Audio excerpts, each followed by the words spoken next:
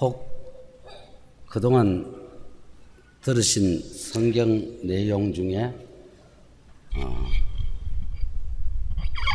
우선 전체적인 기억은 안 나더라도 구원이라는 사실이 있구나 하는 생각을 가진 분도 있을 겁니다. 그런데 사람의 사는 삶 뒤에 구원이라는 문제가 제외되면은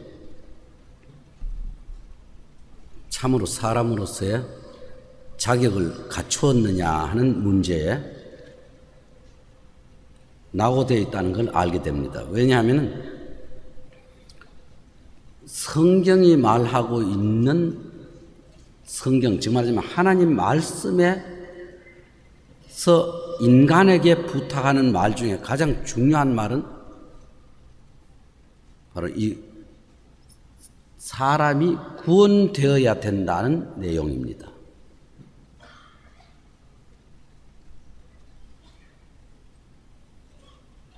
그 구원이란 말은 참 흔하기도 하고 잘 쓰이기도 하지만 잘못 쓰이는 수도 많고, 구원이란 말은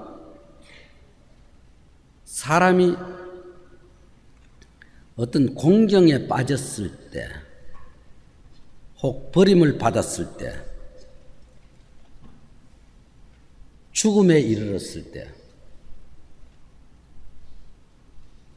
구출되는 것 같은 표현의 말입니다. 그렇지만은 성경이 말하고 있는 구원은 단순히 어떤 어려움에서 건짐을 받았다든지 죽어가던 사람이 겨우 살림을 받았다든지 불치의 병에서 낫게 되었다든지 아니면 상황이 어떤 모면할 수 없는 어떤 어려움에서 구출됐다, 뭐 그런 식의 구원의 표현은 인간사에 얼마든지 있습니다. 그러나 성경이 직접 말하는 구원은 인간이 세상에 태어나서부터 세상에 사는 날까지, 살 때까지 조금 전에 말씀드린 그러한 구원 조건들은 또 많이 겪기도 합니다. 어떤 사람은 나다가 죽는 사람도 많습니다. 또 나서 살다가 병원에서 희생되는 사람도 많습니다. 잘 키워서 성장해서 한평생 살아간다는 것도 상당히 힘든 세상인데, 성경에서 말하고 있는 구원은 그보다 한 차원 높여서, 한 차원이 아니죠, 영원히 육체의 짧은 생애를 그 구원이라는 사실을 겪고 또 구원받기 위해서 이 세상에 태어났다가 간다고 해도 과언이 아닙니다. 그것을 다른 말로 말하면 짧은 인생 삶이 끝나면은 영원한 형벌의 대상이 될 사람이 영원한 행복의 대상으로 옮겨진다는 그런 표현으로 성경은 말합니다. 사망에서 생명으로 옮겼느니라는 말씀으로 표현됩니다. 한 예를 들어서 어떤 위치가 저주에서 축복으로, 불행에서 행복으로, 불안에서 평안으로, 영원한 저주에서 해방이 되는 내용들을 성경은 설명하고 있습니다.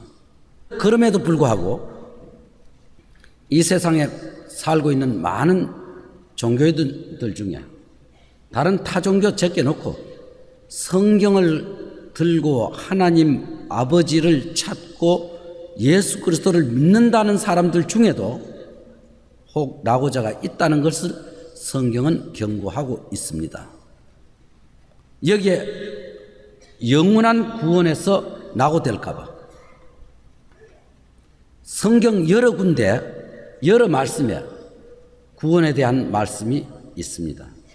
한 예를 들어서 이 구원에 대하여는 너희에게 임할 은혜를 예언하던 선지자들이 연구하고 부지런히 살펴서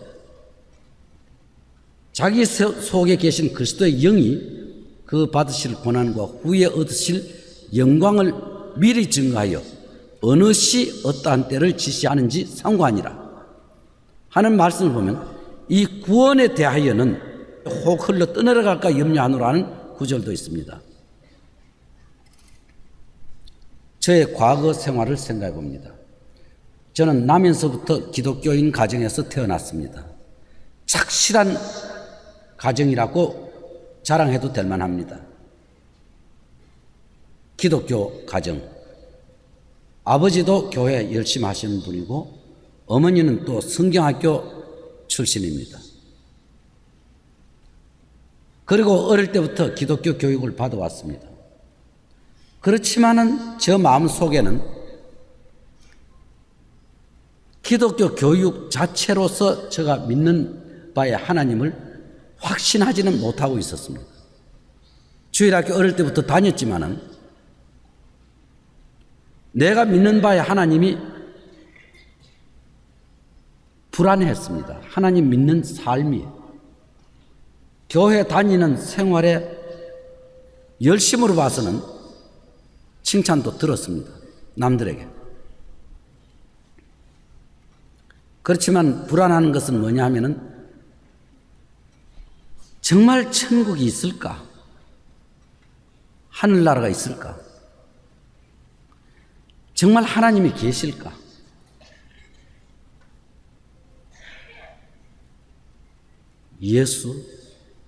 예수님은 있을 것 같기도 하고, 왜냐하면 성경을 배웠으니까.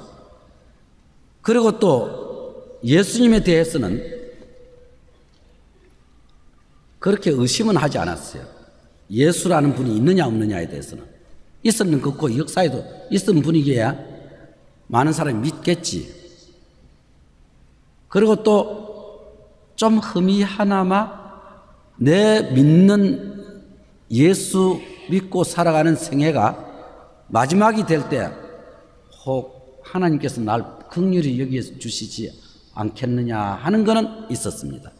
그렇지만은 저 마음 깊숙이 예수 믿는 데 있어서 십자가의 도리라든가 예수께서 우리 만 인간의 죄를 위해서 희생돼서 십자가 못 박혀 죽으셨다든지 또 부활절을 늘 지켰기 때문에 부활하셨다는 교리는 알고 있었습니다. 믿는다기보다 잘 믿으려고 교회는 다니고 있었습니다. 크리스마스 되면은 예수 탄생 기념을 위해서 상당히 노력을 가했던 사람입니다. 어떤 노력을 했느냐 하면 예수께서 이 세상에 탄생하시는 그 과정에 대한 것을 이런저런 모습으로 그려가지고 온 교회를 그림으로 장식한 적도 있었습니다. 그러다가 보면은 혹 수석 장로님 옆에 오셔가지고 여선생 주일학교 반사였으니까 앞으로 천당에 가면 큰 상을 받겠습니다. 수고하십니다 하면 저 마음 속에는 천당이 만약 있다면 상은 바라지도 않고 뒷뜰락이라도 뒷구석이라도 걸칠 자리만 있으면 좋겠다. 그것이 저의 바람이었습니다. 있으면 갈 수 있는 자격만 얻어도 좋겠다. 그러나 있는지 없는지 모르니까 갈 열심보다는 우선 그런 칭찬받을 정도의 일만 하는 것뿐이었습니다. 어떨 때는 크리스마스 거의 다 되어가는 날 밤까지 그림을 그려주고 색깔을 칠하고 너무 추운데 얼어 죽을 뻔도 한 적이 있었습니다. 난로불 옆에 긴 의자 갖다 놓고 졸다가 새벽 됐는데 몸이 굳어 있는 상태에서 보니까 난로불이 꺼져 있었습니다. 그런 어려움도 겪었습니다. 그러면은 이것은 천당 가기 위한 욕심이 아니라 내가 살아가는 세상에서 교회 다니는 동안 한번 열심히 해본다는 것 정도지, 새벽기도 정도도.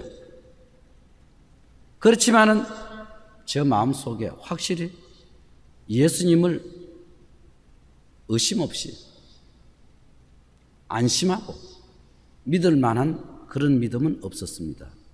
어디서 문제가 있느냐 하면 예수 동정녀 탄생은 죽었다 깨도 믿을 수 없는 그런 얘기.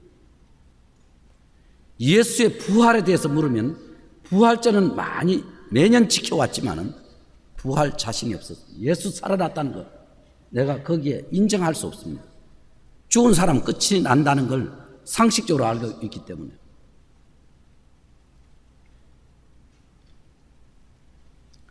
천국이 있느냐 지옥이 있느냐 하는 것도 미지의 세계이기 때문에 답은 못합니다만은 만약 있으면 어떻게 할까 하는 걱정은 있었습니다. 갈 자신이 있느냐 물으면 자신은 없었습니다. 그것이 제 신앙생활인데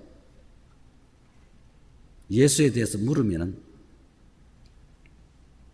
예수의 인격이나 예수의 모습에 대해서 말하면 뭐 요술 같은 얘기, 베드로 물에 빠져 있는 것을 붙잡아 주시는 예수의 모습, 그림도 그려줘 본 적이 있으니까 물 위로 걸어가신 예수, 이건 꼭 영화에나 나옴직한 그런 얘기들, 병 낫게 하는 예수. 그렇지만은 내 마음 다해서 네 뜻과 정성 목숨을 다하여 주 너희 하나님을 사랑하라 하셨으니 이것이 크고 첫째 되는 계명이 한 그 크고 첫째 되는 계명대로 내 정성 목숨 다해서 믿어지지 않는 것.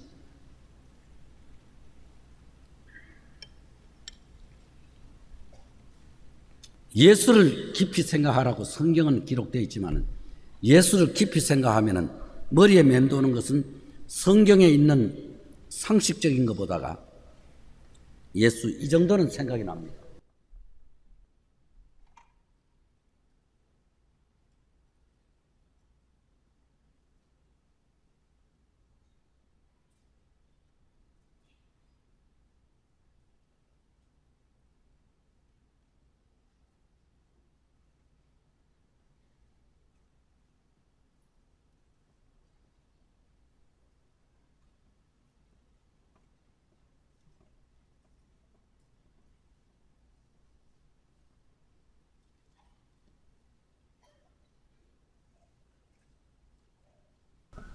이런 털보같이 생긴 예수를 깊이 생각하면 이렇게 생각해보면 어릴 때 그려본 그림이 있기 때문에 예수 모습은 이렇다 해놓고는 색깔 칠하면 누가 말하기를 닮았다 합니다. 그래서 그런 걸 한번 그려놨더니 어느 외국인이 우리 집에 놀러 왔다가 저 사람을 압니까 물어요. 누가 그러냐, 제가 그랬다 그러니까 뭐라 그러냐면 우리 동네에 꼭 저런 사람이 있대요. 그래서 꼭 그런 사람이 있다길래 직업이 뭐냐면니까 간패래요. 간패가 영어입니까 물으니까 그게 아니고 간패하는데 자꾸 이 얘기하다 나중에 하는 말이 깡패래요. 깡패. 김 빠지는 얘기죠. 그러고 보면은 어떤 화가가 그림을 그릴 때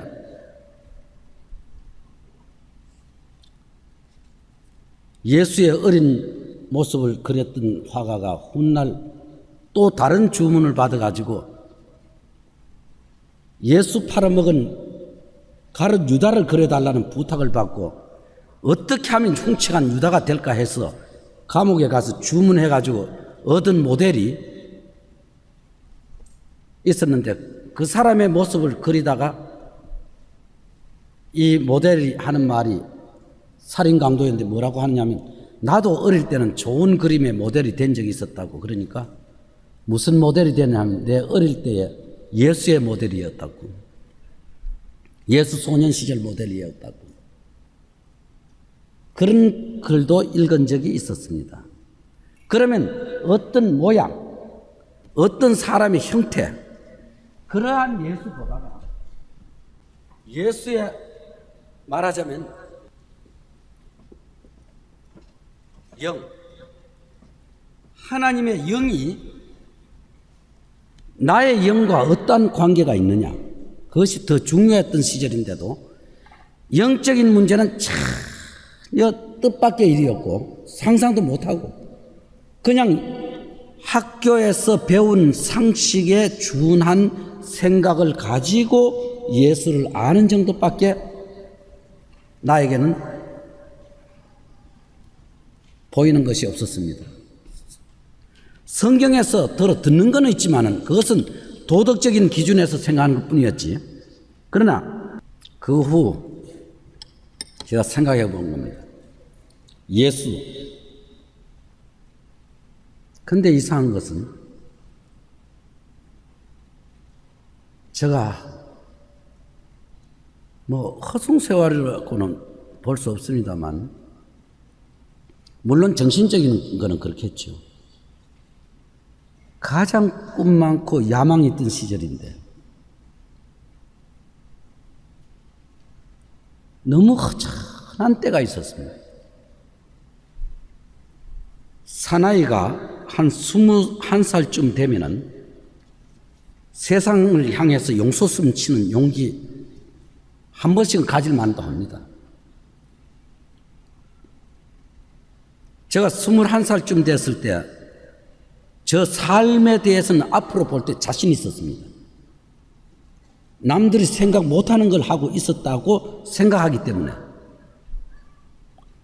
내가 먹고 사는 일이라든가 세상 살아가는 인간 출세 자체는 내가 정한 대로는 될 것 같은 그런 자부심이 있었습니다. 그런데 참 이상한 거는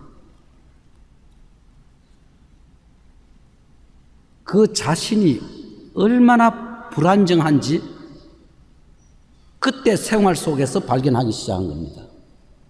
그 전까지는 마냥 살아왔기 때문에 달려만 왔기 때문에 몰랐는데 앞으로 살아가는 전진해야 될 내 청년 시절을 향해서는 자신이 있는데 문제점이 뭐냐면은 내 혼자 가진 자신감이고 혼자 가진 용기지 또 그것은 될 수 있는 건 뻔하면서도 그래 되면 어떻게 하느냐는 문제입니다. 그것이 이루어지면 어떻게 되느냐. 세상 참 재미없을 것 같아요. 아무도 모르는 꿈을 가지고 있었기 때문에 내 혼자 간직한 거. 어떻게 그랬는지 모르겠어요. 그렇게 약한 인생인데 그런 용기는 어디서 났습니까? 그런 상태에서 생각나는 건 뭐냐면 내가 앞으로 잘 된다 해도 내 주변 친구들, 내 주변 환경, 내 가까운 친척들 이런 모든 인간 배경이 나와 함께 머물러 있지 않으면 행복이란 거는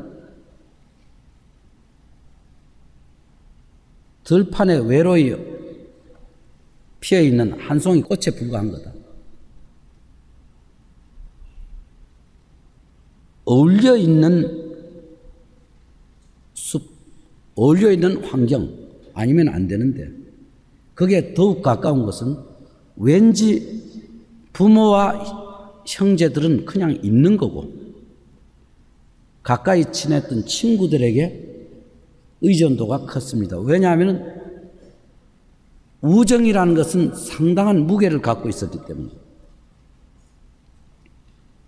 그런데 친구들을 완전히 안심하고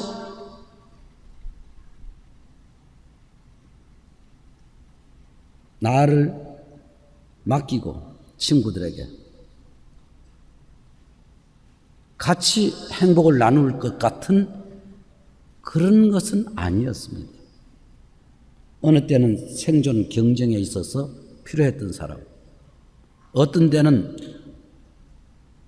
어떤 즐거운 일에 필요했던 사람들, 그 정도지. 그들을 위해서 내가 모든 노력을 한다는 것은 불가능했던 겁니다. 또 막연하게나마 선하게 착하게 살아야지 하는 그런 생각들은 한 번씩 가졌습니다마는 무게는 너무나 약한 흔들리는 내 자신이라는 걸 알게 된 겁니다.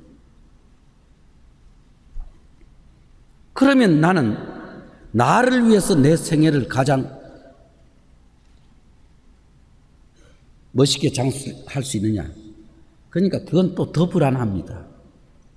왜냐하면 꼴 보니까 사회에 등장해가지고 제대로 살만한 체구를 못 갖췄어요.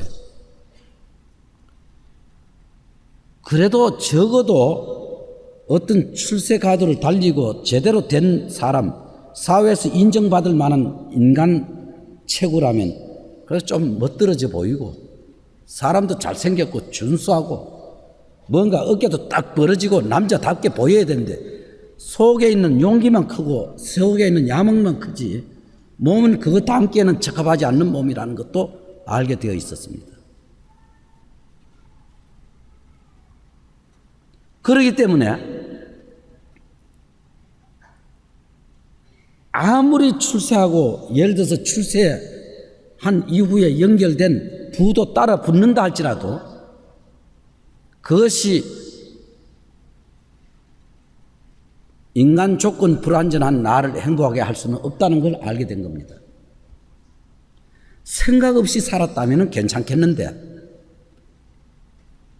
삶에 있어서 남들의 생각과 남들의 말에 또 어떤 토론에 뒤질세라 해서 이런 책 저런 책 보다가 보니까 인생의 허무한 것이나 인생의 앞날에 대한 또 과거에 대한 역사에 대한 것 여러 가지를 더듬어 보게 되었습니다.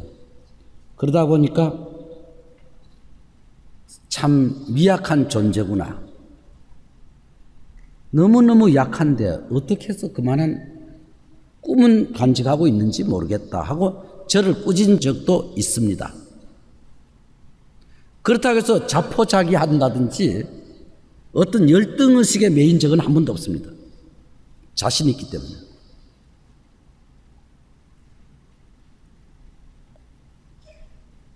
왜 그랬느냐? 길거리에 다니거나 해수욕 가거나 어떤 깡패들이 있는 골목에 가거나 그런 것이 저를 방해한다고는 생각해 본 적 없습니다. 그때 저는 어떤 면에 있어서 깡패 겁 안 날 정도로 몸은 단련되어 있었습니다. 몸은 작아도. 이유는 뭐냐면 약하기 때문에 몸 보호를 했던 사람입니다. 몸이 덩치가 크고 힘이 좋았다면 그런 보호 계획도 안 했을 겁니다. 그렇지만은 이것을 만약 나라는 존재를 이 땅 위에 던져놨을 때 어떻게 모양으로 설 수 있다는 것은 생각할 수 있지만은 내 정신이 이런 것을 알게 되고 이런 문제점들을 발견했을 때는 뭔가 구출이 필요하다는 걸 느끼지 않을 수 없었습니다. 그래서 이런저런 책을 읽으면서 위로를 받으려고 애도 많이 썼습니다. 그리고 뭔가 잊어버리려고 하면은 간단했습니다. 늘 어떤 빈 공책, 그러니까 스케치북 하나 가지고 다니면서 어디 앉든지 사람 앉아있는 모습이나 얘기하는 모습, 바둑 두는 모습, 장기 뜬 그런 모습들을 옆에 살짝 앉아 그리고 사진사가 아무 데나 갖다 대듯이 뭔가 지루한 구석은 한 번도 없었습니다. 제가 21살쯤 됐을 때는 내가 지루하다, 피곤하다, 뭔가 경상도 말로 심심하다, 이건 없었습니다. 참 바빴습니다. 바쁘게 살았습니다. 그러면서도 순간순간 지나가는 생각 속에 내가 그런 것을 다 쟁취한들 뭐 하느냐 하는 그런 문제가 생겼습니다. 그래서 저 마음속에 한 번 정도는 정돈을 해야 되겠다는 생각이 있었습니다. 지금까지 살아온 나를 한 번 바꾸어 살 수 있는 방법은 없을까? 남들 다 살아가는데 내 혼자 특출하게 산들 뭐가 대단한 게 있겠느냐? 이런 문제가 있었습니다. 그런데 요행인지 다행인지 어떻든 행은 붙었습니다. 성경을 갖게 된 기회가 생겼습니다. 1962년 3월 17일 날 성경을 한 권 얻어서 갖게 되었습니다. 큰 것. 집에도 있는 성경입니다만 저의 힘으로 그것을 갖게 되었습니다. 그러면서도 별로 안 좋아했습니다. 다만 성경을 저한테 전해주게 된 사람이 이 사람은 계속 볼 사람 아니다 그러길래 오기가 돋쳐가지고 읽기 시작한 것뿐입니다. 그런데 성경을 읽어가는 동안 저 마음속에 너무 어두움이 내 마음을 지배하고 있구나 하는 걸 알았습니다. 과거에 그렇게 깊이 생각하지 않았던 죄성이 내게 있구나 하는 걸 인정하게 된 겁니다. 막연하게 내가 혹 임기응변으로 답한 거짓말이 죄다 뭐 이런 게 아니고 성경을 읽어 나가는 동안 죄성이 내 속에 있기 때문에 이것을 내가 참고 죄 안 짓는 것이 노력하는 것뿐이지 언제든지 필요하면 튀어나올 수 있는 그 성격이 내 속에 있다는 걸 정식으로 인정하게 된 겁니다. 그러다가 보니까 젊은 날에 흔히들 겪었던 사춘기 시절 있었던 마음 자세까지도 다 한번 되돌아본 겁니다. 나는 깊이 죄악된 마음 속에 허덕이고 있었구나 하는 것도 알았습니다. 그러던 어떤 날 그해 4월 7일 밤 아마 8시 반쯤 됐습니다. 성경 듣던 도중에 내가 상식적으로 알고 있는 예수의 죽음에 대한 이야기.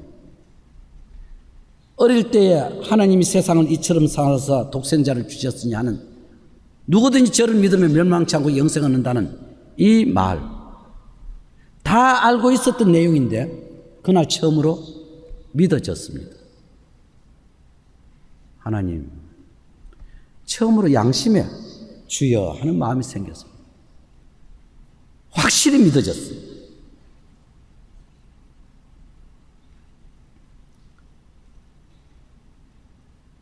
온 머리는 깜깜하던 모든 것이 서서히 물러가는 그런 기분이었어요. 방이 깜깜하다가 이런 홀이 깜깜하다가 서서히 빛이 들어오면서 다 사라지고 밝은 것과 같이 마음속에 이상한 일이 일어났습니다. 주 예수 내 마음에 들어와 계신 후 하는 또 밝은 빛 호련히 보고 하는 그런 노래와 같이 마음에 안정이 왔어요. 그날 이후 예수의 동정녀 탄생은 의문이 끝났습니다. 물어볼 이유도 없고 잘 믿으려고 애쓸 필요도 없고 믿어졌고 예수의 부활 확실히 인정하게 되었습니다. 이건 누가 믿으면 죽인다 해도 믿어진 거 어떻게 할 수 없어요. 믿어져버린 거지 잘 믿으려고 애쓸 필요도 없어요. 이런 것이 하나하나 서서히 사라지기 시작했습니다. 의심들이. 그런 일이 있은 이후 10여 년이 지나간 어느 날 제가 어느 방송국에 근무하고 있을 때 일인데 우리나라 공무원 중에 꽤나 위치 있는 사람 한 사람이 저에게 방문하러 왔습니다. 누구에게 소개를 받았는지 찾아와서 대화하는 도중에 질문 좀 해도 될까요? 처음 본 분이. 예, 한번 해보십시오. 그러니까. 왜 질문하게 됐습니까? 물으니까 어디서 강연하는 거 들어보니까 꼭 당신 같으면 될 것 같아서 찾아왔습니다. 그래요? 그럼 무슨 얘기입니까? 물으니까 저는 나면서부터 독실한 어느 기독교인의 품에서 태어났고 자랐고 지금도 우리 어머니는 날 위해서 기도하고 사는 분입니다.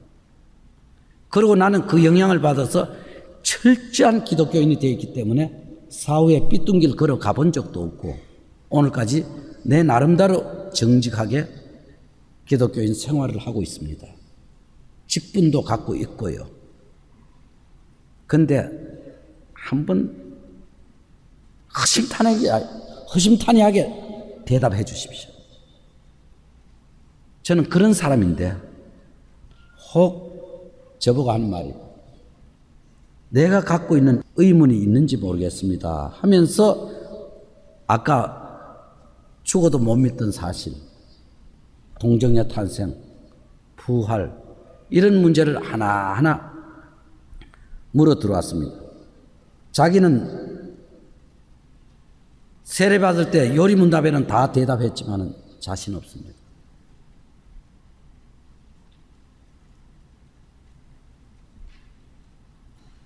안 믿어지는 거예요. 당신은 믿습니까? 이겁니다. 그때 저 대답이 내가 선생보다 더 낫다고 해서 내가 잘 믿는 게 아니고 저도 그 의문 속에 있다가 어느 날 믿어졌습니다. 그 이후 의심은 없습니다. 이 사실은 변동이 되지 않습니다. 확실하게 모든 걸 의지하게 됐습니다. 그분에게 다 맡겨졌습니다. 이분이 그럽니다. 참 부럽습니다. 자기도 이런 일이 일어날까요? 그래. 하나님의 성령이 함께 하시면 됩니다. 그렇게 될 가능성이 있습니다. 우리의 두뇌는, 우리의 생각은 이 사회에 발 딛고 사는 한 사회 교육을 받은 이후에 그것을 억지로 짓눌러 놓고 믿는다는 것은 양심이 허락하지 않을 겁니다. 그래서 믿어지는 이 사실이 하나님의 비밀로 우리에게 갖춰지게 되기 때문에 자랑스러운 겁니다. 꼭 그러 되기를 바랍니다. 내 어린 사람이 연장자에게 함부로 성경 펴놓고 얘기하고 또 전하고 싶지는 않습니다. 마음 내키면 언제든지 다시 오십시오. 그때 저 나이 32살 때였습니다. 그리고 지금 생각해보면 이 세상에 아직도 그러한 사람들이 많을 거다고 벌써 되겠습니까? 아직도 그러한 사람들이 세상에는 많이 있을 거다.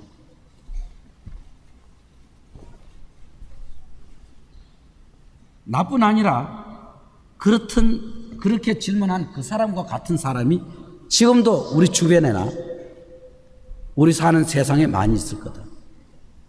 저는 그렇게 생각하게 된 겁니다. 그런데 어느 날 주일학교 반사 시절인데 장로교에 있을 때입니다.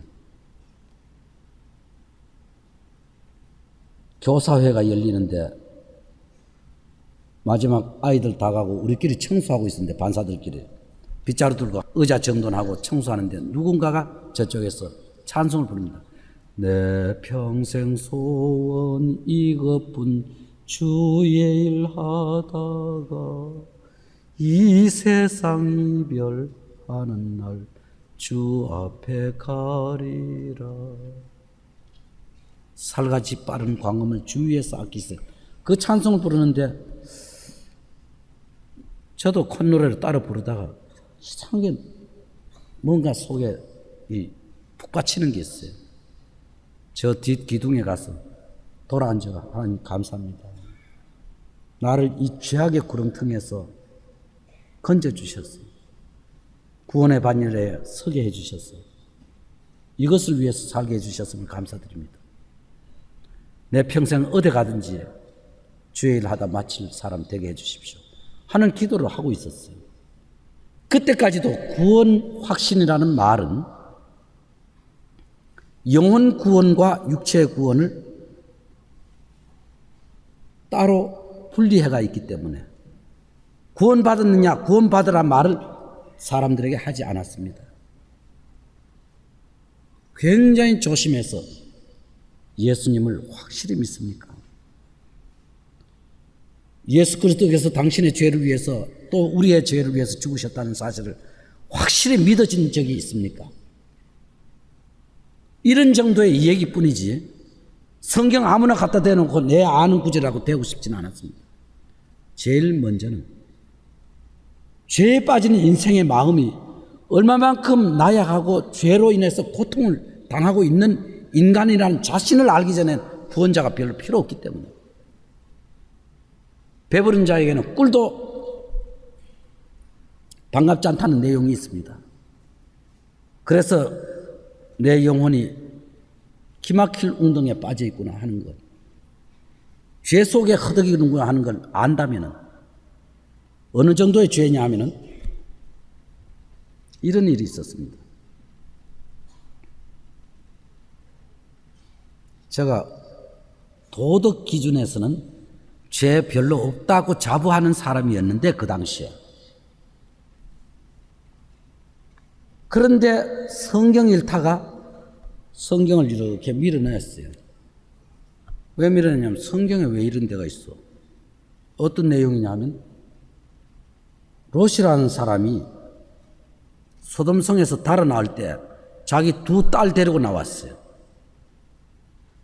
자기 두 딸은 자기 사위 될 사람 다 놔두고 멸망받는 소돔성을 두고 그냥 튀어나왔는데 자기 부인은 뒤를 돌아보다 소금기둥 되어버렸다는 말이 있습니다. 성경에.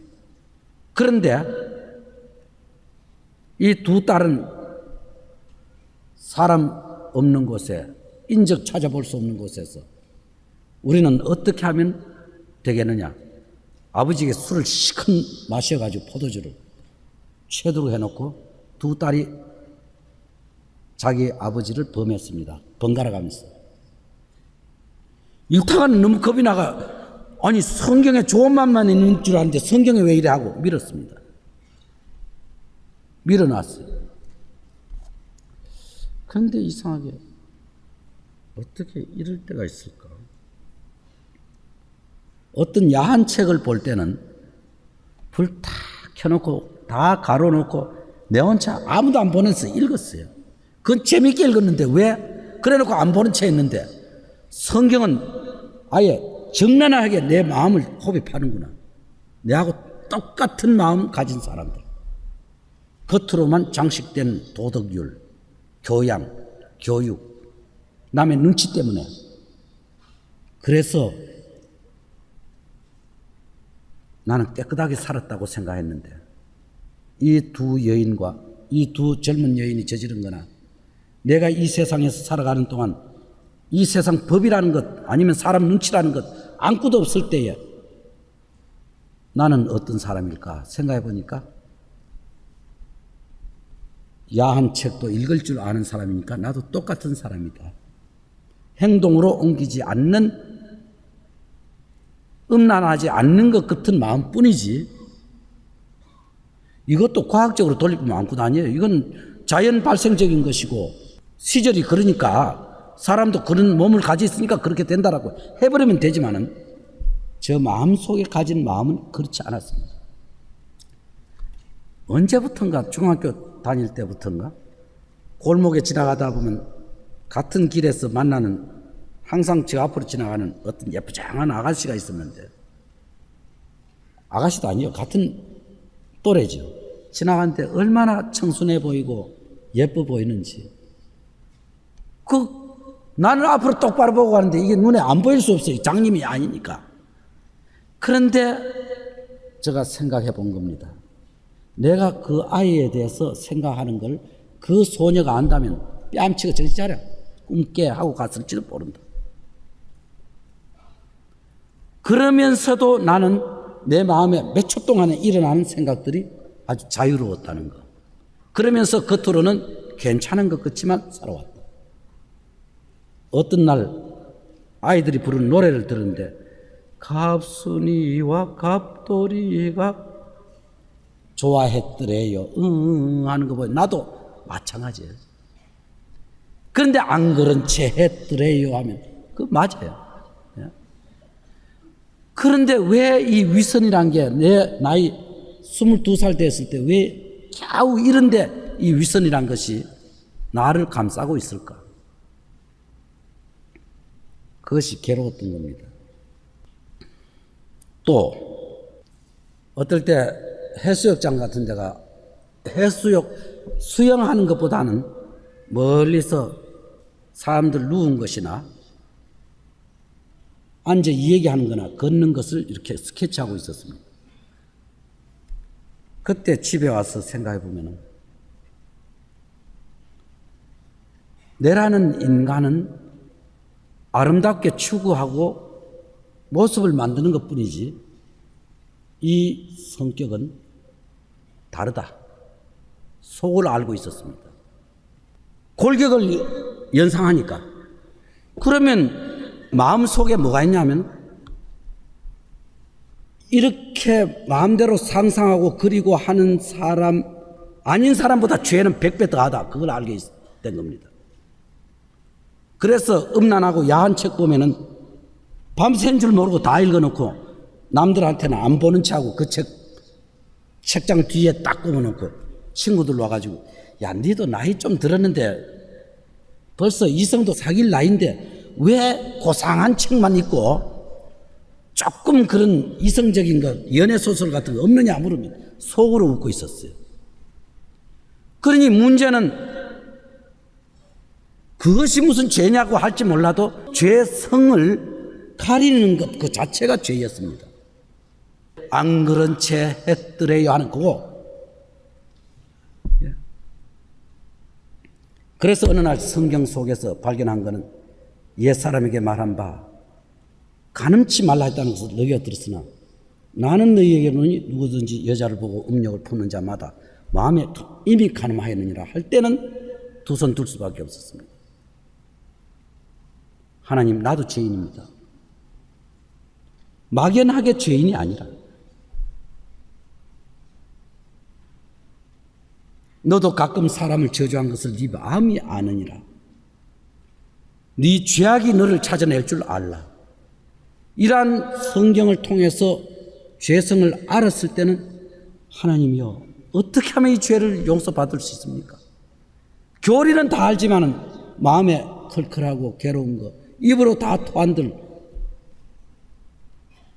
내 지은 죄 기억 다 못하는 건 너무 많은데 성경을 읽으니까 네가 홀이라도 남김없이 다 갚기 전에는 거기서 결단코 나오지 못하리라 했으니 사람의 기억에는 한 5만 가지 죄는 짓는다고 되어 있는데 그걸 어떻게 다 기억할 수 있어요?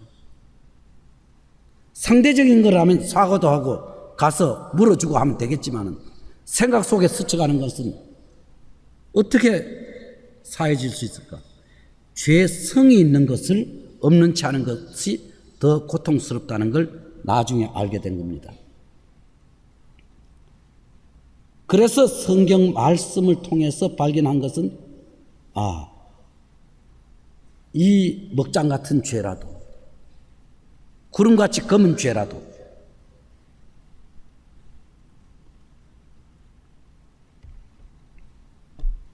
하나님께서 약속하신 대로 해결될 수 있구나. 그런 마음을 갖게 된 겁니다. 그래서 성경을 보다가 보니까 영혼의 구원이 확신하다면 나머지 하나님께서 예수 그리스도 다시 보내시는 날 우리 몸이 완전히 하나님의 능력으로 변화시켜진 그날 완전한 구원이 이루어지는구나. 그러면 믿음의 결국은 영혼 구원이요, 그 영혼 구원은 약속은 영혼을 향해서 주어졌구나. 그렇다면 이것은 완전한 구원이다. 그 완전한 구원, 그 크신 사랑 저 위에서 찬송하리. 영원토록 내 할 말 예수의 피밖에 없네 하는 그것이 사실이었구나. 그래서 성경을 읽으면서 참 안심이 된 적이 있었어요. 죄 사함 받았다는 걸 확실히 알면서도. 이걸 만약 소개해 드린다면 제가 걸었던 영혼의 발걸음입니다.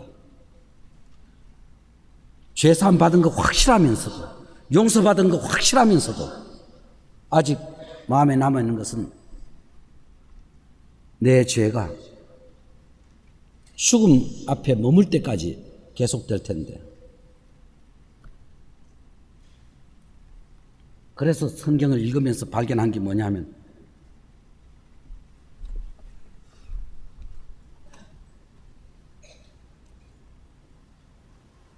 알고 지은 죄,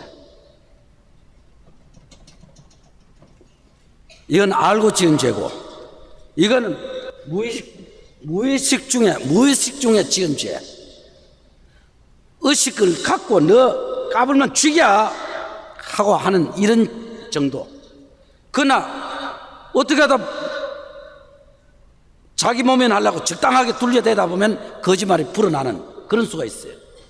아니면 남 숨겨주려 하다가.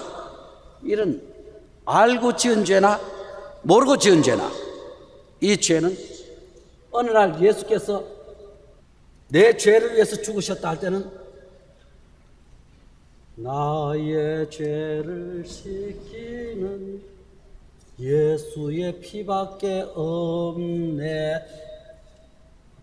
예수의 피밖에 없네라고 부르기는 했는데 다음은 미지의 세계다 이거지.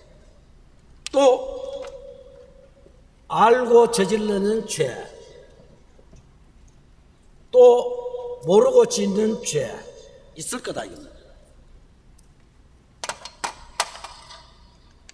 그런데 예수 믿기는 하는데 성경을 읽다 보니까 이래 됐구나.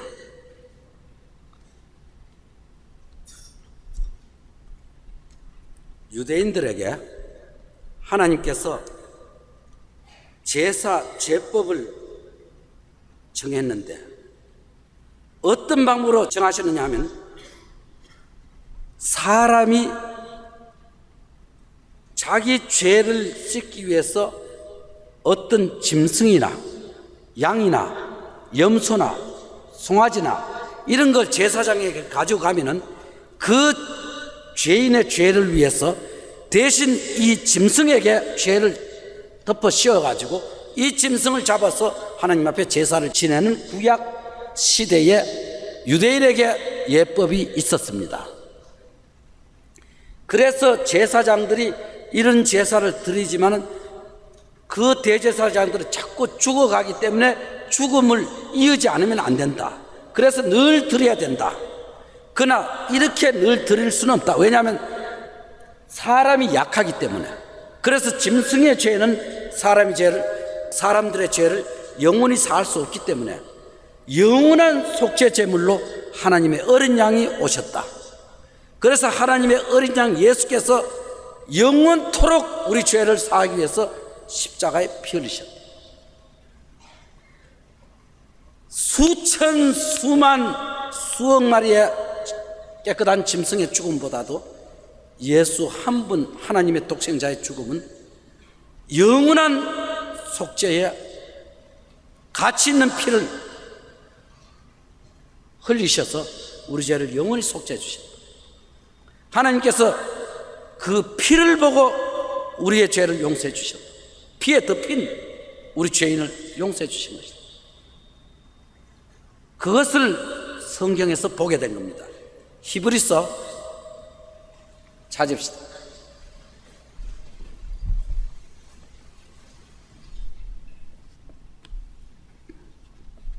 히브리서 10장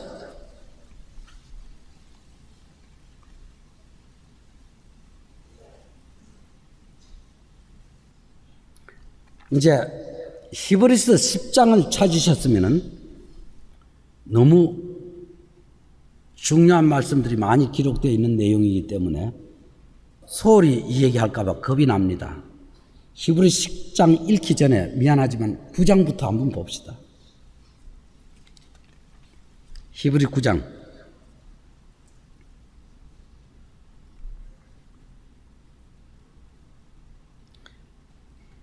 찾으셨으면 12절을 보겠습니다.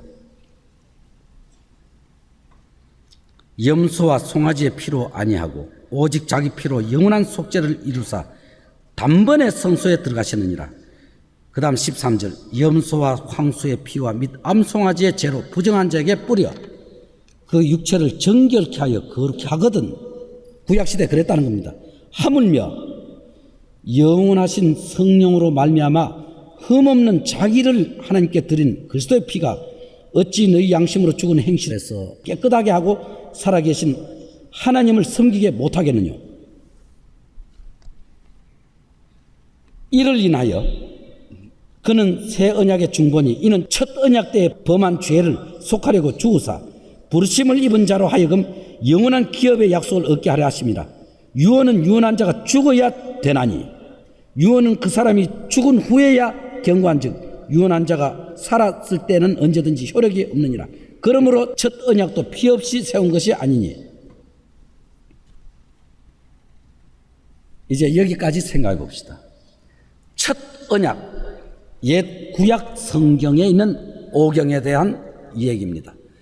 그 명령에 의해서도 그 짐승들의 피가 사람의 죄를 대신한다는 것이 설명되었는데 하물며 영원하신 성령으로 말미암아 흠없는 그 아들 예수 그리스도를 십자가 못 박은 그 피가 어찌 너희 양심으로 죽은 행실을 깨끗하게 못하겠느냐.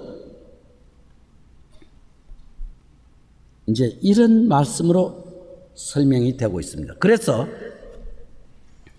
예수께서 이 땅 위에 탄생하시기 오랜 전에 시편 기록을 한 선지자는 말하기를 히브리 10장 5절부터 읽읍시다. 찾으셨습니까? 그러므로 세상에 임하실 때 가라사대 하나님이 제사와 예물을 원치 아니하시고 오직 나를 위하여 한 몸을 예배하셨도다. 전체로 번제함과 속죄제는 기뻐하지 아니하시나니. 7절 이에 내가 말하기를 하나님이여 보시옵소서 두루마리 책에 나를 가리켜 기록한 것 같이 하나님의 뜻을 행하러 왔나이다. 예수 그리스도 탄생 1000년 전에 예수 그리스도께서 이 세상에 인간의 몸을 쓰고 오시기 1000년 전에 이 말씀을 어느 선지자가 기록했습니다. 이 구원에 대하여는 너희에게 임할 은혜를 연구하던 선지자들이 미리 증거했다는 겁니다. 자기 속에 계신 그리스도의 영이 그 받으실 고난과 후에 얻으실 영광을 위하여 미리 증거할 것이다. 어떻게 증거하느냐. 7절 이에 내가 말하기를 하나님이여 보시옵소서 두루마리 책에 구약 성경에 나를 가리켜 기록한 것 같이 하나님 뜻을 행하러 왔나이다. 1000년 후에 되어질 일, 예수 때에 와서 죽으실 일을 미리 얘기해 주셨습니다. 그 다음 9절부터 보겠습니다. 그 후에 말씀하시기를 보옵소서 내가 하나님의 뜻을 행하러 왔나이다 하셨으니 그 첫 것을 폐하시면 둘째 것을 세우려 하십니다. 이 뜻을 쫓아 예수 그리스도의 몸을 단번에 드심으로 말미암아 우리가 거룩함을 얻었노라. 우리는 종종 이런 찬송 부릅니다. 날내게 뛰어나가 믿음으로 나의 마음 지금 깨끗하였네. 죄로 더러졌던 마음 예수 십자가 앞에 가서 조용히 마음을 조아려 놓고 주님 내 죄 지신 것을 감사합니다 하는 그 마음이 있으면 이 뜻을 쫓아 예수 그리스도의 몸을 단번에 들으시면 말미암아 우리가 거룩함을 얻었노라. 그 다음 12절 오직 그리스도는 죄를 위하여 한 영원한 제사를 드리시고 하나님 우편에 앉으사 그 후에 자기 원수들로 자기 발등상 되게 하실 때까지 기다리시나니 저가 한 제물로 거룩하게 된 자들을 영원히 온전케 하시느니라. 또한 성령이 우리에게 증거하시되 주께서 가라사대 그날 이후로는 저희와 세울 언약이 이것이라 하시고 내 법을 저희 마음에 두고 저희 생각에 기록하리라 하신 후에 또 저희 죄와 저희 불법을 내가 다시 기억지 아니하리라 하셨으니 이것을 사하셨은즉 다시 죄를 위하여 제사 드릴 것이 없느니라. 너희 죄 흉악하나 기억도 안 하시네 하는 찬송이 있죠. 기억도 안 하신다. 언약이라 하시고 내 법을 저희 마음에 두고 저희 생각에 기록하신 후에 또 저희 죄와 저희 불법을 내가 다시 기억지 아니하라. 하나님은 우리 죄를 영원토록 예수의 피로 덮으셨습니다. 우리 찬송 부를 때 영원토록 내 할 말 예수의 피밖에 없네. 그 다음 14절 저가 한 제물로 예수께서 영원한 제물로 거룩하게 된 자들을 영원히 온전케 하셨느니라. 죄 용서받은 사람을 반평생 용서하는 것이 아니라 영원토록. 한번 봅시다.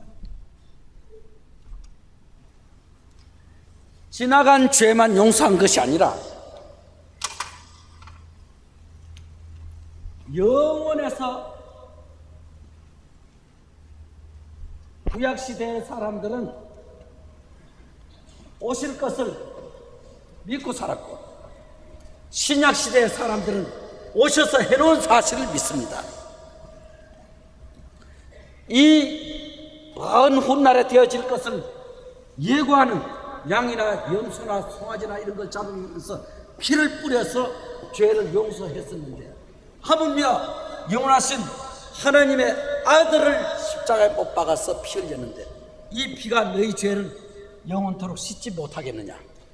영원한 속죄를 이루사 단번에 죄 없이 하시려고 세상 끝에 나타나시느냐. 기원 전, 기원 후 우리들은 지나간 과거를 봅니다. 2000년 전에 내 죄를 위해서 대신 죽으셨구나. 고맙기도 해라. 너무나 감사하구나. 뒤돌아보고 믿습니다. 과거 사람들은 훗날에 이 사실이 예수의 죽음이 일어날 사실을 모세 때는 원망하고 하나님 앞에 도전하는 사람들에게 노뱀을 만들어서 보는 사람마다 낳는다고 가르쳤습니다. 사람들은 과가 어떻게 낳느냐, 차라리 그거 불태워가지고 죄를 만들어 바르면 낫지, 뭐 이런 뱀한테 물린 독을 말입니다. 그런데 보기만 낫는다 하는 것은 믿으면 하는 내용의 그림자입니다. 그러한 양들이 처리되고 짐승이 처리되던 그런 때가 아니라 이제 그 청사진에 있던 그 그림자가 이제 완성되었습니다. 예수의 십자가에 흘리신 피는 내 생애에 과거 저지른 죄만 용서하는 것이 아니라 영원한 속죄를 이루사 지나간 죄든지 앞으로 지을 죄든지 지나간 과거에 살아오면서 저지른 죄든지 앞으로 지을 죄든지 이미 예수의 피 안에 가두어져 있습니다. 하나님께서 예수의 피를 통해서 우리를 볼 때는 다 용서되어 있는 겁니다. 그 사실을 믿고 살아가는 동안 혹 부지 중에 잘못 저지러지는 것은 예수 앞에 그대로 정당하게 용서를 비는 겁니다. 내 마음 편하기 위해서. 왜? 만일 우리가 죄 없다 하면 스스로 속이고 또 진리가 우리 속에 있지 아니할 것이요. 성경은 그렇게 말했습니다.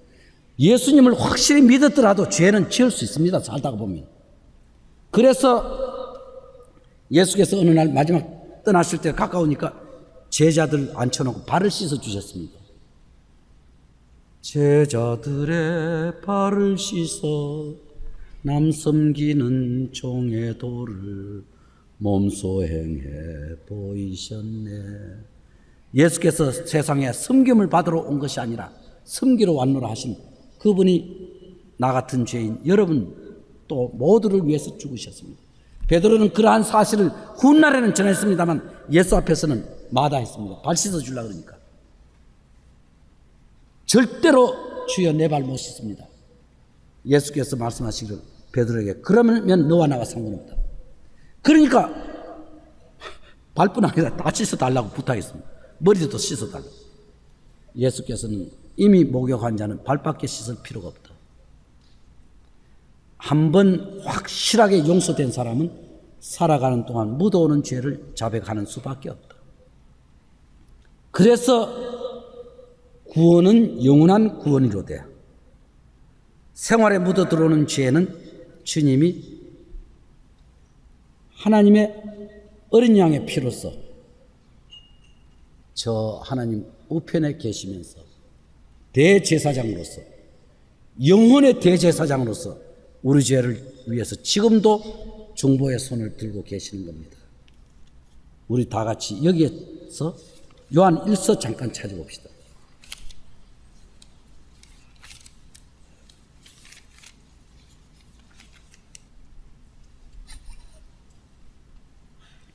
요한 1서 찾으셨으면 1장 7절부터 읽겠습니다. 제가 빛 가운데 계신 것 같이 우리도 빛 가운데 행하면 우리가 서로 사귐이 있고 그 아들 예수의 피가 우리를 모든 죄에서 깨끗하게 하실 것이요 만일 우리가 죄 없다 하면 스스로 속이고 또 진리가 우리 속에 있지 아니할 것이요 만일 우리가 우리 죄를 자백하면 저는 미쁘시고 의로사 우리 죄를 사시며 모든 불의에서 우리를 깨끗하게 하실 것이요 만일 우리가 범죄하지 아니하였다 하면 하나님을 거짓말하는 자로 만드는 것이니 또한 그의 말씀이 우리 속에 있지 아니하니라. 예수 믿어도 이러한 죄는 묻어온다는 것을 성경은 말하고 있습니다. 그러나 2장 1절 나의 자녀들아 내가 이것을 너희에게 쓰면 너희로 죄를 범치 않게 하려 함이라. 만일 누가 죄를 범하면 아버지 앞에서 우리에게 대언자가 있으니 곧 의로우신 예수 그리스도시라. 저는 우리 죄를 위한 화목제물이니 우리만 위할 뿐이 아니요 온 세상의 죄를 위하심이라.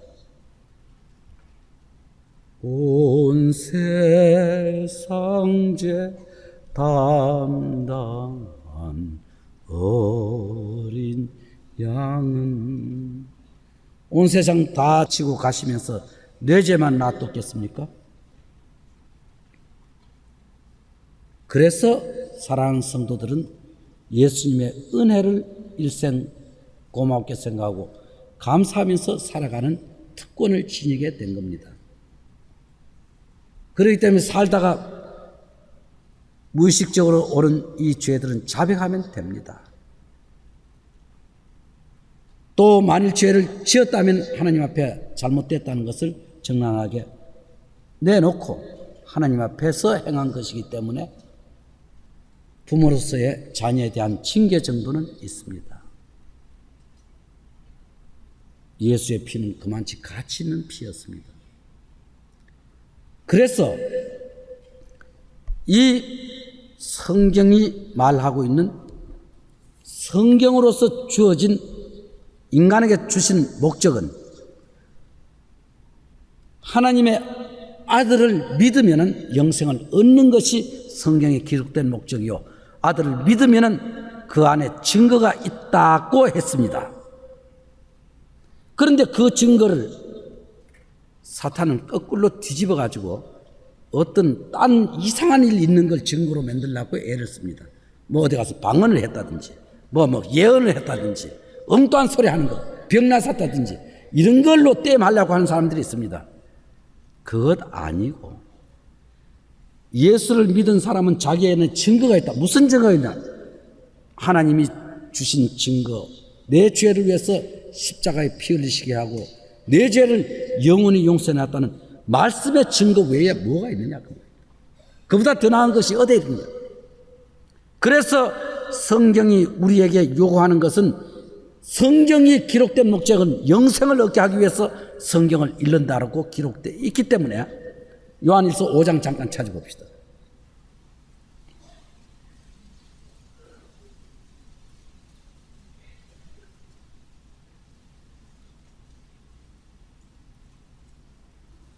요한일서 5장 10절부터 12절까지 보겠습니다.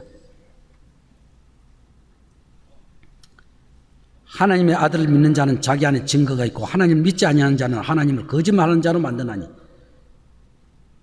이는 하나님께서 그 아들에 관하여 증거하신 증거를 믿지 아니하였습니다. 이제 잠깐 봅시다. 하나님의 아들을 믿는 자는 자기 안에 증거가 있는데 증거가 있고 하나님을 믿지 않는 자는 하나님을 거짓말하는 자로 만든다. 왜냐하면 하나님이 자기를 위해서 십자가에 못 박아 죽도록 내주신 예수님에 대해서 안 믿기 때문에, 그걸 거절하기 때문에 하나님 거짓말장이 만든 죄가 있다는 겁니다. 이는 하나님께서 그 아들에 관하여 증거하신 증거를 믿지 않으셨습니다.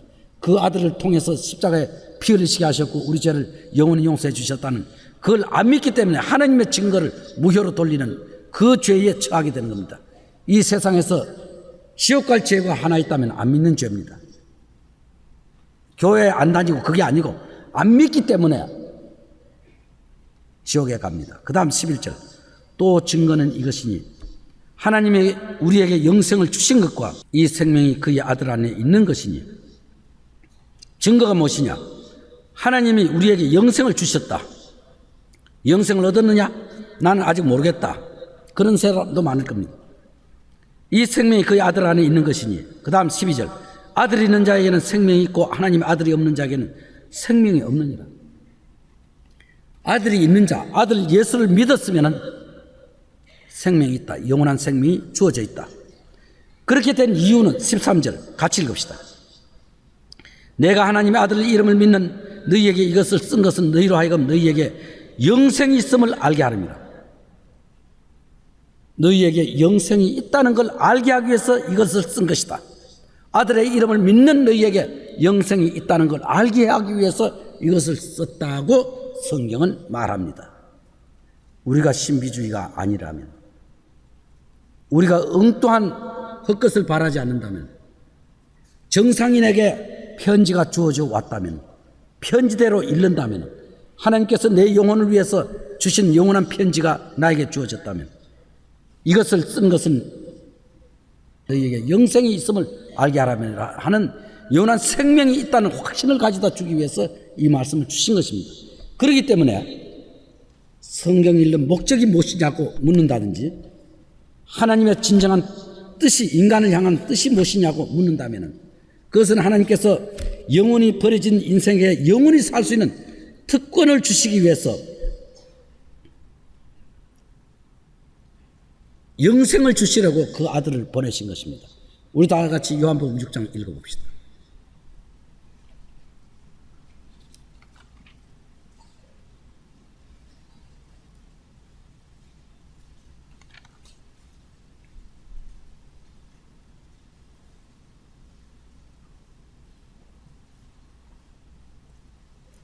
육 장 찾으셨으면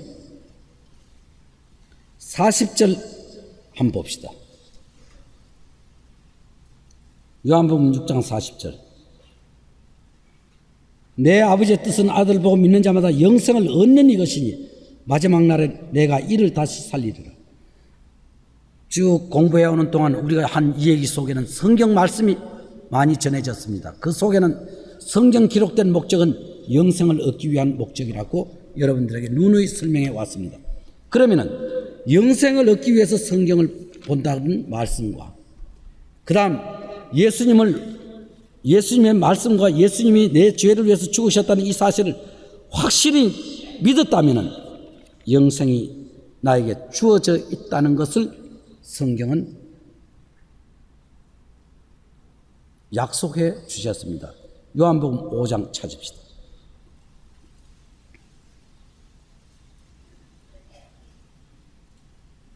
요한복음 5장 24절 같이 읽읍시다. 내가 진실로 진실로 너희에게 이르노니 내 말을 듣고 또 나 보내신 이를 믿는 자는 영생을 얻었고 심판에 이르지 아니하나니 사망에서 생명으로 옮겼느냐. 영생을 얻을 것입니까? 얻었습니까? 나중에 얻죠? 지금 영원한 생명의 약속을 받았습니까? 아직 안 받았습니까? 예, 그것이 하나님의 약속입니다. 그런 사람은 요한복음 10장 28절을 읽으면 고맙다는 생각이 날 겁니다. 요한복음 10장 28절 봅시다.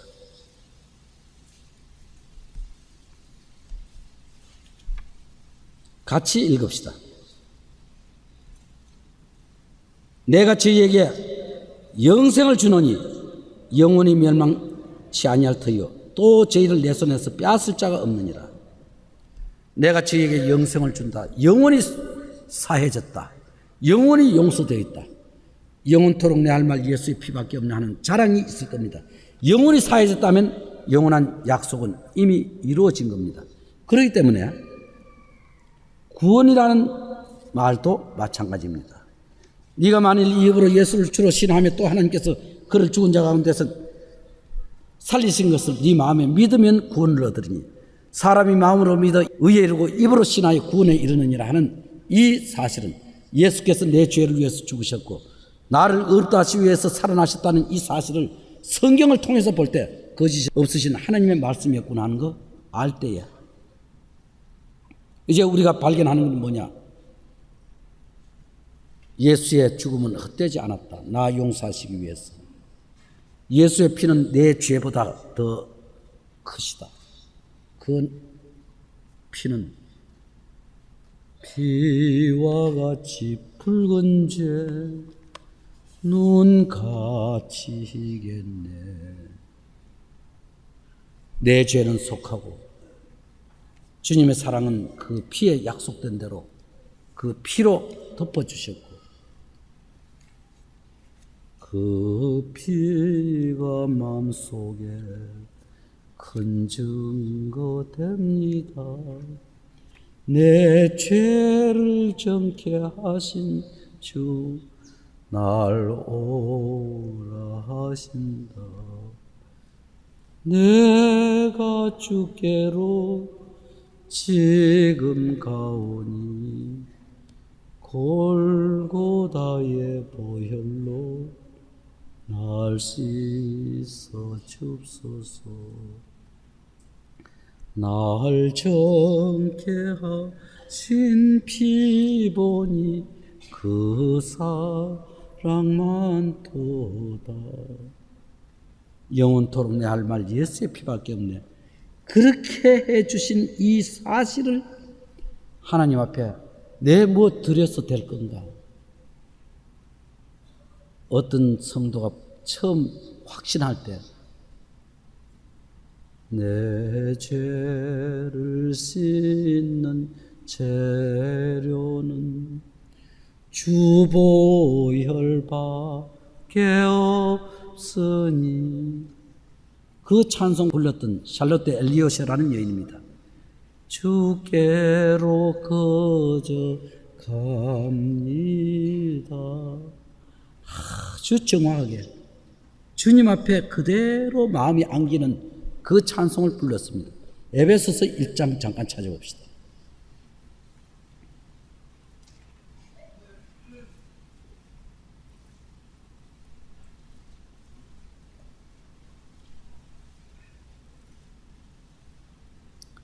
에베소서 1장 5절 6절 읽겠습니다. 그 기쁘신 뜻대로 우리를 예정하사 예수 그리스도로 말미암아 자기의 아들들이 되게 하셨으니 이는 그의 사랑하신 자 안에서 우리에게 거저 주시는 바 그의 은혜의 영광을 찬미하게 하려는 것이라. 거저 주시는 바 하나님의 은혜를 찬미하기 위해서 우리를 부르셨다는 겁니다. 그 다음 이제는 네가 만일 네 입으로 예수를 주로 신하며 하나님께서 그를 죽은 자 가운데 살리신 것을 네 마음에 믿으면 구원을 얻으리니 하셨던 그 하나님, 무엇을 말하느냐? 그 말씀이 네게 있고 네 입에 있다. 예수 믿는다면 서로 대화를 해보면 에베소 2장 8절 9절을 한번 읽어봅시다. 같이 읽읍시다. 너희가 그 은혜를 인하여 믿음으로 말미암아 구원을 얻었나니 이것이 너희에게서 난 것이 아니요 하나님의 선물이라. 행위에서 난 것이 아니니 이는 누구든지 자랑치 못하게 함이니라. 너희가 그 은혜를 인하여 믿음으로 말미암아 구원을 얻었나니 얻을 것입니까? 얻었다는 말입니까? 이것이 너희에게서 난 것이 아니요 하나님의 선물이라. 행위에서 난 것이 아니니 이는 누구든지 자랑치 못하게 함이니라. 우리 행동으로 거저받았기 때문에 자랑할 것 없다. 하나님께서 자기 아들을 대신 희생시키신 은혜로 우리를 구원해 주신 것이다는 내용입니다. 그 다음 5절 잠깐 찾아봅시다. 허물로 죽은 우리를 그리스도와 함께 살리셨고, 그 다음 너희가 은혜로 구원을 얻은 것이라. 하나님의 은혜로 구원을 얻은 것이다. 행위에서 난 것이 아니다. 이렇게 우리를 살리시려고 주님께서 자기의 구원의 손길을 보이신 것입니다. 그렇기 때문에 우리가 예수님을 확실히 믿는다면 이미 영혼 구원뿐만 아니라 영원한 구원 약속은 되어 있는 겁니다.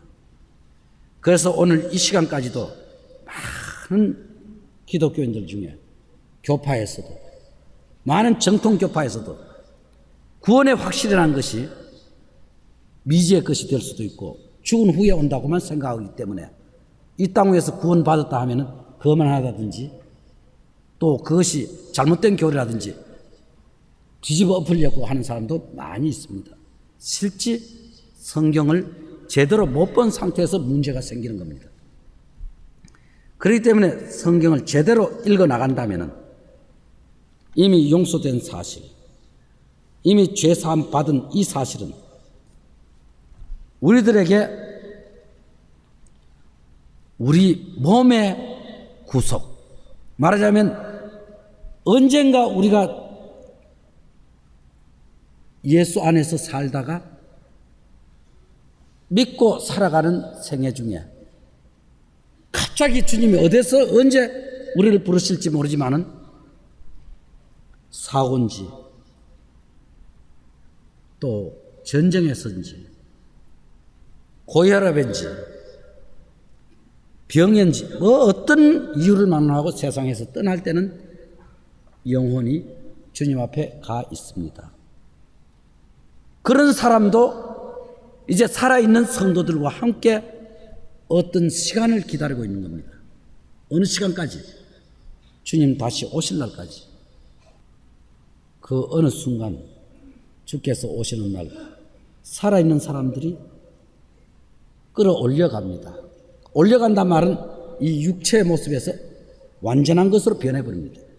이것은 로마서 8장에 23절에 있는 내용을 잠깐 봅시다.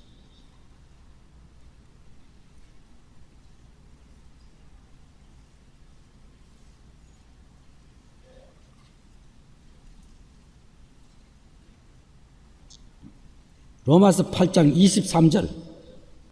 이뿐 아니라 또한 우리 곧 성령의 처음 익은 열매를 받은 우리까지도 속으로 탄식하여 양자될 것 곧 우리 몸의 구속을 기다리니라. 우리가 소망으로 구원을 얻었음에 보이는 소망이 아니니 보는 것을 누가 바라리요. 탄식하여 양자될 것 곧 우리 몸의 구속을 기다린다. 어느 순간 몸이 변화될 걸 기다린다.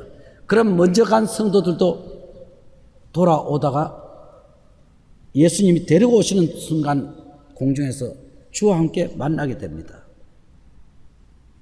먼저 떠난 죽음을 맛본 사람도 공중에서 나팔 소리 천지진동할 때에 구원 얻은 성도들을 모으리. 사람들은 많은 그 찬송을 부릅니다. 그러나 이제 여기서 우리 생각해 보면은 주 예수님 공중에 임하실 때 나 일어나 맞이하리. 찬송들 중에 그것을 노래 부른 사람이 많습니다. 그런가 하면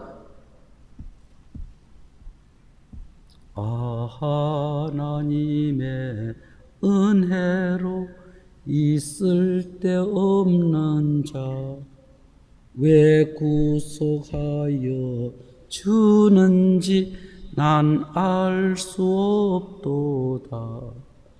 나는 믿고 또 의지함은 내 모든 형편 잘 아는 주님 늘 간수해 주실 것을 내가 확실히 아네. 왜 내게 굳센 믿음과 또 복음 주셔서 주 예수 믿게 하는지 난 알 수 없도다. 나는 믿고 또 의지함은 내 모든 형편 잘 아는 주님 늘 간수해 주실 것을 내가 확실히 아네. 이초로 인생 살 동안 내 갈 길 편할지 또 주님 만날 처소도 난 알 수 없도다. 나는 믿고 또 의지함은 내 모든 형편 잘 아는 주님 늘 간수해 주실 것을 내가 확실히 아마 이초로 인생 살 동안 내가 갈 길 편할지 혹 환난 고통 당할지 난 알 수 없도다. 그러나 나는 믿고 또 의지하는 것은 내 모든 형편 잘 아는 주님 늘 간수해 주실 것을 압니다.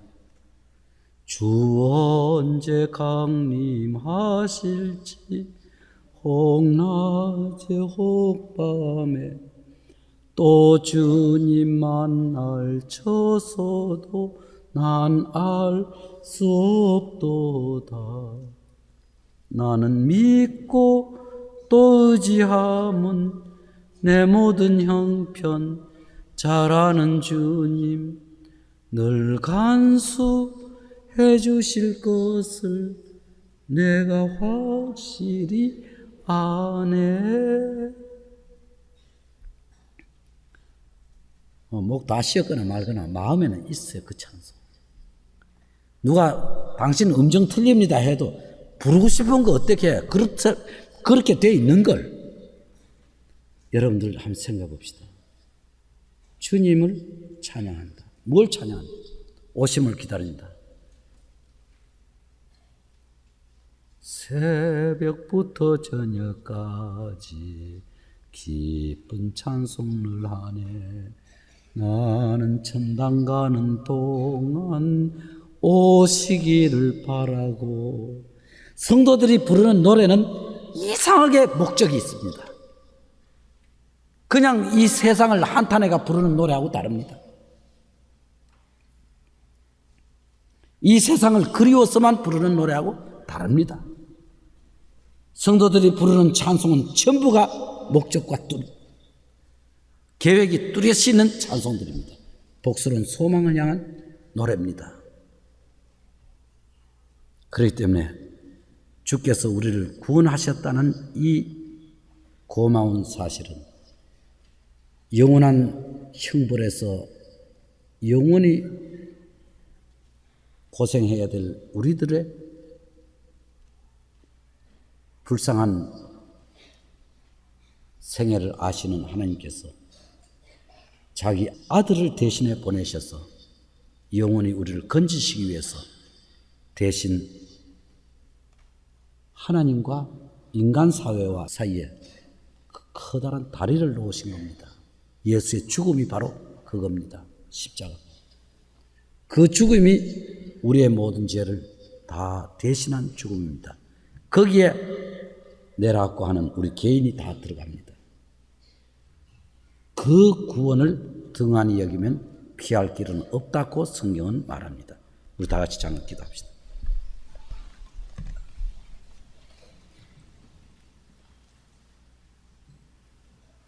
거룩하신 주님, 진심으로 감사드립니다.